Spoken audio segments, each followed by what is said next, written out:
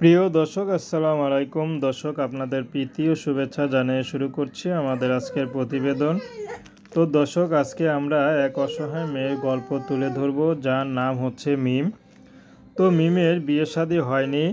মিমের বাবা আছে, বাবা সবজি বিক্রি করে। মিমের ছোট একটা বোন আছে আর মা আছে, কিন্তু মা খুব অসুস্থ।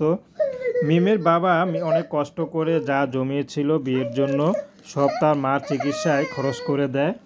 তো এখন মিম ইউটিউবে এসেছে বিয়ে শাদির জন্য।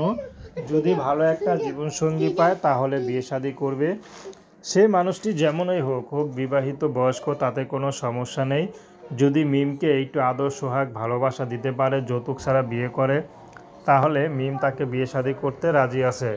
মিমের ব্যক্তিগত কোনো পছন্দ নেই। মিমিকে যে আপন করে নিতে পারবে মিম, তাকেই বিয়ে শাদি করবে। মিম সবসময় পর্দা করে।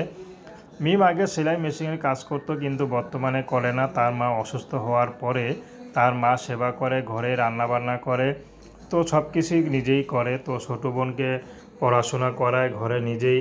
কিন্তু মিম কাজের আছে, দক্ষ আছে, কিন্তু মিমের বিয়ে হচ্ছে না শুধু টাকা পয়সার জন্য। যার বাবা সবজি বিক্রি করে, তার বাবা কিভাবে যৌতুক দিয়ে মেয়েকে বিয়ে দিবে? তো দর্শক, প্রেম ভালোবাসা সাহায্য সহযোগিতা বিয়ে শাদী করা একান্ত আপনাদের ব্যক্তিগত ব্যাপার। আসুন আমরা ৫ ওয়াক্ত নামাজ পড়ি, সর্বদা দেশের সেবা করি। আসসালামু আলাইকুম রহমতুল্লাহি ওয়া বারাকাতুহু। আর মিমের সাথে যোগাযোগ করতে চাইলে নাম্বার দেওয়া